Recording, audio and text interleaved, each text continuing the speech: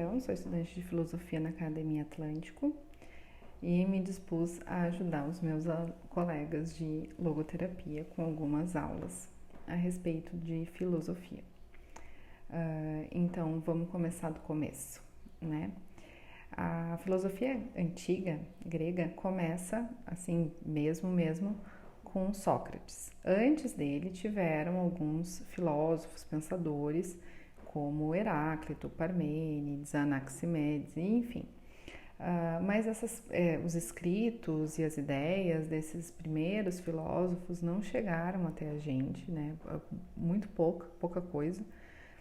Só muitas vezes em referência a eles, outras pessoas que escreveram as ideias deles em outros livros como referência. Mas não se tem livros, né, a respeito. Livros deles que eles escreveram. De Sócrates também não tem, tá? Sócrates não escreveu nenhum livro. O que aconteceu? Sócrates tinha um discípulo, um aluno, chamado Platão. E Platão escreveu os seus livros num modo chamado diálogo socrático, tá? Então, através de Platão, a gente conhece Sócrates. Então, sempre é mais uma adaptação, né? Pode ser que Sócrates fale ideias de Platão, né? E não somente as dele, mas é através dele que Platão escreve, né? E então expõe também o método socrático. O que Sócrates fazia? Como ele conversava com as pessoas? Que perguntas ele fazia? Né? Então Sócrates faz perguntas bastante importantes, como o que é a justiça? Né? Como é o ordenamento correto da alma? O que é a alma? Né?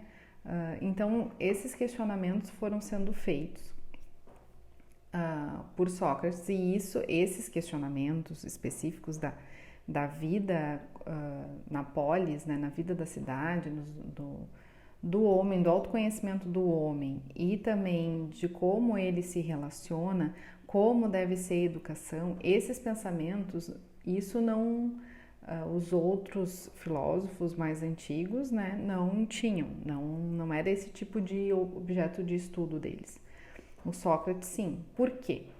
Porque nessa época de Sócrates e Platão, Atenas estava num período de crise, né, de ruptura com o antigo modo de vida, com a antiga praxis e ética que envolvia a sociedade, para um outro tipo de ética. Por que era necessário um outro tipo de ética, um outro tipo de entendimento das relações humanas e do próprio ser humano?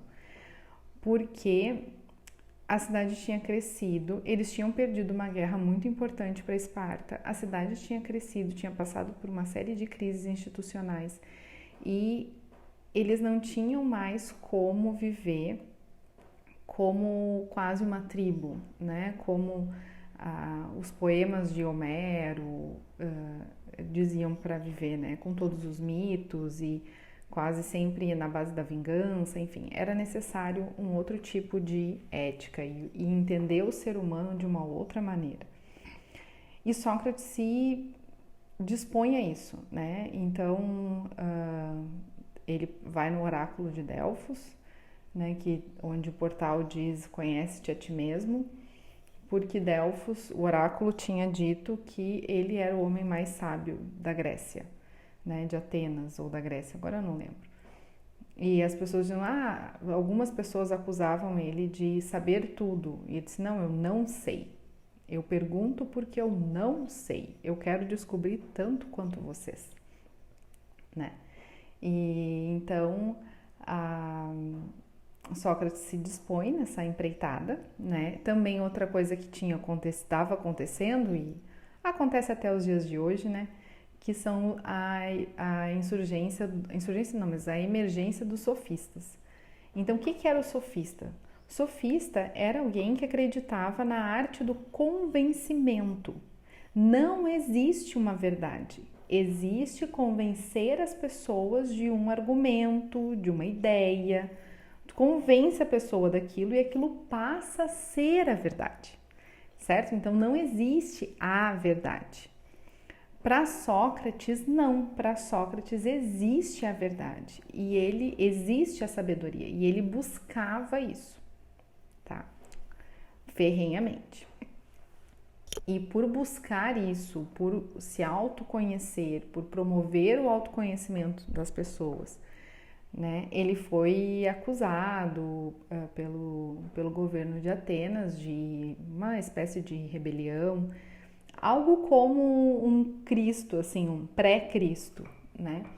E foi condenado à morte, né? Tomou o veneno e morreu, né? E então Sócrates encontra essa verdade pela qual vale a pena morrer, né? Sócrates viveu uma vida tão coerente e condizente que valia a pena morrer por isso, né?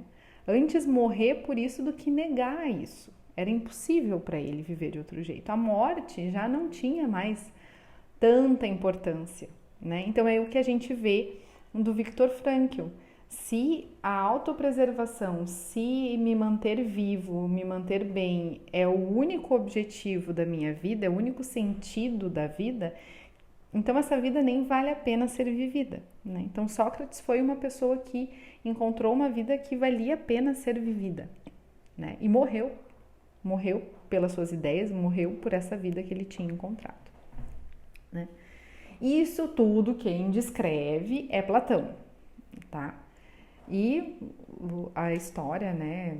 Enfim, documentos, acho que deve ter se encontrado, mas Platão descreve tudo isso, tá? Nos seus livros. Então, de Platão, o que nos interessa mais é a República, o livro que ele escreveu, que no início da República tem muito de Sócrates, no final da República tem mais Platão, e a República ela é um ensaio não sobre a cidade, né? Não sobre a polis, mas um ensaio sobre a alma do homem, né? Então, algumas noções bem importantes de Platão, que a alma do homem ela tem o intelecto, a vontade e os apetites.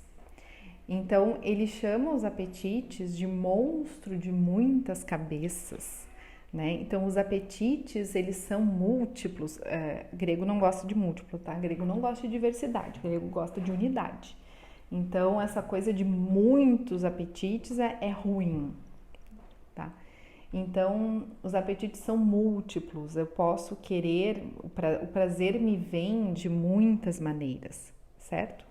Então, eu posso querer comer, beber, dormir, o sexo, né? Enfim, tem várias fontes. A própria preguiça pode ser uma fonte de prazer, o descanso, as frivolidades.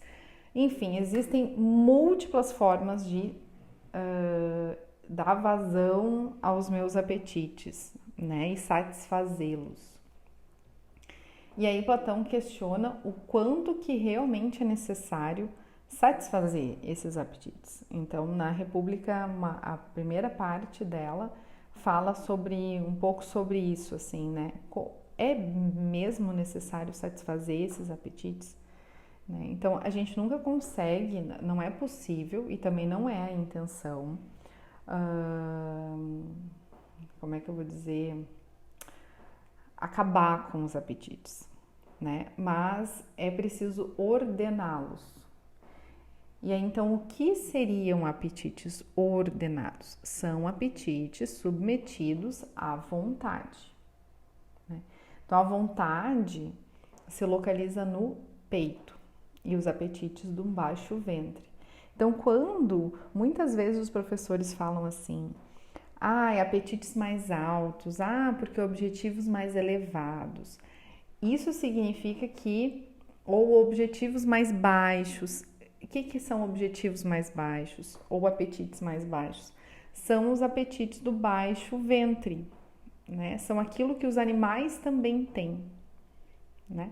Então é nisso que se baseia, né? Então mais a vontade. Então, a vontade ela já é um pouco mais elevada, né? E Platão compara ela ao leão, né? Então a vontade é como um leão.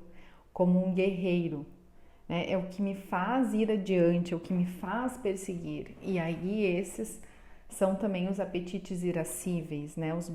O apetite, a vontade por bens árduos, difíceis de conseguir, ser uma boa pessoa, ter ética, construir um caráter, ser um bom pai, ser um bom marido, ser uma boa esposa, né? Servir a minha comunidade, ser útil, isso tudo são apetites irascíveis, né? Por bens árduos, difíceis e nobres, né?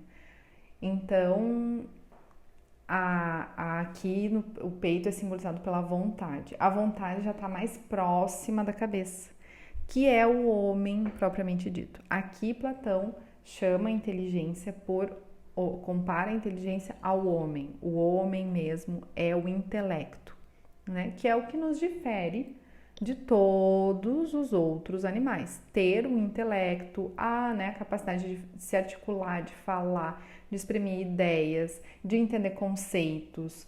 Então, isso é as capacidades totalmente humanas da nossa alma, tá? E aí, a vontade precisa estar subordinada também ao intelecto, porque ela também pode ser, ela tem uma força, essa força pode ser desordenada, né?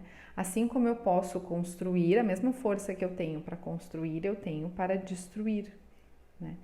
Então, esses objetivos irascíveis, que muitas vezes, que são nobres, né? Nem sempre as coisas acontecem da maneira correta, né? Então, para algo ser bom, para um ato ser bom, ele precisa ter um bom objetivo, um bom meio, né, e uma boa intenção. Isso é um ato bom, totalmente bom. O que acontece é que às vezes os atos são parcialmente bons. Agora, quem é que vai me dizer se o ato é bom mesmo ou não, né?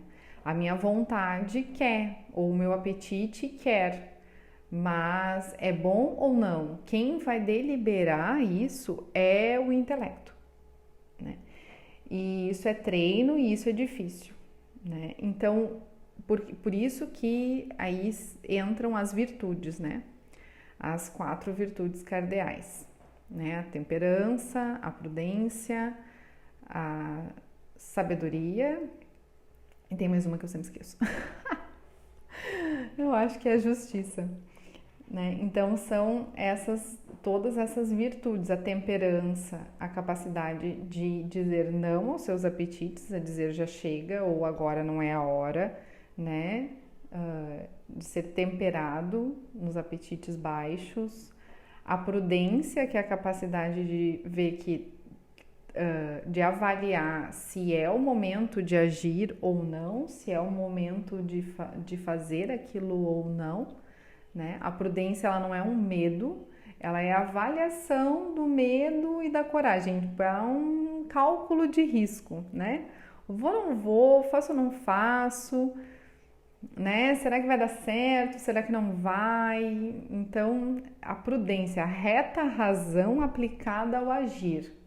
Essa é a prudência. A temperança seria uma reta razão aplicada ao satisfazer os meus prazeres, né? A prudência é uma reta razão aplicada ao agir. E então a justiça, que é a capacidade a prudência seria uma sabedoria também, nesse caso. E a justiça, que é a capacidade de dar a cada um aquilo que lhe é devido, né?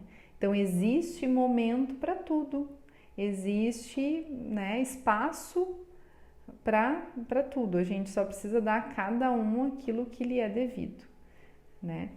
Então, isso é ser justo. E aí, tudo para chegar nessa conclusão de que a justiça é dar a cada um o que lhe é devido, vai todo o livro da República, tá?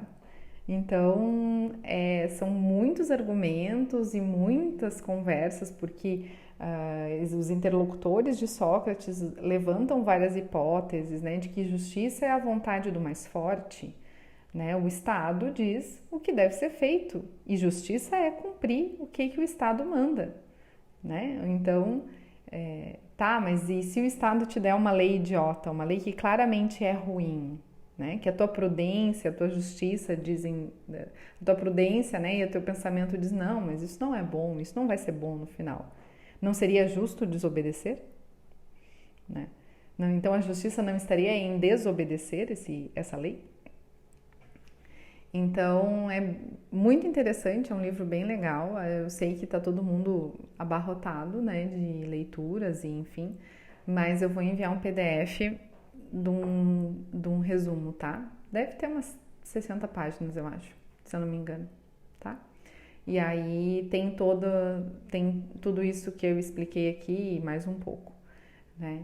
Então, essas são as noções de alma do Platão. E foi assim que essa história de pensar sobre a alma,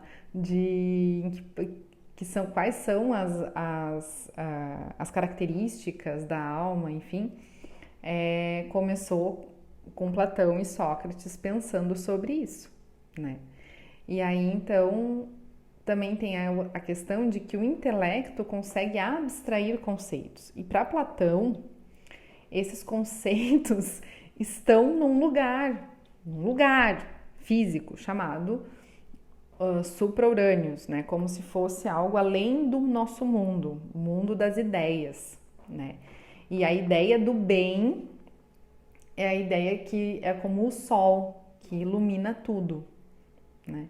Então, daí vem as terminologias de ilustre, iluminado, jogar luz. Na filosofia vem um pouco disso também, de que a ideia do bem, ela nos cega, né? E um ponto importante da República é o mito da caverna, né? Em que estamos todos acorrentados no fundo de uma caverna, vendo só imagens de sombras, vendo só sombras, um teatro de sombras que projetam para nós. E alguém a duras penas escala, né? Consegue escalar, subir, ascender do fundo da caverna até a superfície. E ali então os raios do sol cegam os olhos, né? Então contemplar a ideia do bem e a verdade, depois de tantos anos sendo criados completamente na mentira, cega, ofusca. Mas depois de um tempo o olho se acostuma e a gente começa a enxergar as coisas com uma maior clareza. Então Platão descreve esse processo de busca pela verdade, de busca pela sabedoria, né? E de passar a enxergar o mundo como acessar o mundo que realmente existe, o real, e enxergá-lo como ele realmente é. Sendo que nunca nos é permitido olhar diretamente para a ideia do bem. Ou seja, nunca nos é permitido olhar para Deus diretamente. Então essas são as ideias de Platão que vão dar depois lugar, mas ele vai ter um aluno que vai ser Aristóteles, e esse sim, né, acho que são grandes gênios, tanto Sócrates. O Sócrates era um homem mais simples, mas a honestidade intelectual de Sócrates, para mim, foi o que levou ele a ser um grande filósofo e um grande homem, né? Platão era um homem muito inteligente, né? E conseguiu também descrever e filosofar sobre muitas coisas, a ponto de filósofos platônicos hoje dizerem que toda a filosofia é uma grande nota de rodapé a Platão, né? O próprio Aristóteles desenvolve ideias de Platão, né? Então, tem Platão, depois de Platão vem Aristóteles, que desenvolve mais e melhora essas ideias sobre a alma, né? Platão era mais matemático. Platão tinha mais uma ideia de matemática, né? Mas Sócrates não, Aristóteles não, Aristóteles era mais biólogo, tá? Então, o que fica de importante? Essa questão da ideia do bem, que ilumina todas as coisas, né? A busca por essa ideia, pela verdade, pela libertação da caverna, a busca pelas virtudes, né? E também a questão de que existe algo para além do ser humano, né? Existem a ideia do bem e outras ideias que são além do ser humano, né? E isso é a semente da metafísica, né? De que existe algo para além, de que os conceitos e de que a própria alma tem uma parte imaterial, algo que não depende desse mundo aqui, né? Para além deste mundo aqui. Então essa ideia começa em Platão, né? Platão divide o mundo entre o que é material e o que começa a ascender nos conceitos, até chegar à ideia do bem, né? Lembrando que tudo isso é pré-revelação. Jesus não tinha vindo, Platão não era judeu, né? Então veja que só pelo pensamento é possível chegar nesse tipo de conclusão, né? Que não é uma viagem maluca, tem toda uma lógica e todos os argumentos, certo? Então, desde Platão já começa com essa ideia, né? Existe algo para além do ser humano, existe algo de imaterial, a alma é imaterial, tem uma parte dela que acessa conceitos imateriais, né? E que estes são mais excelentes do que os materiais, certo? Então tá, gente, um abraço.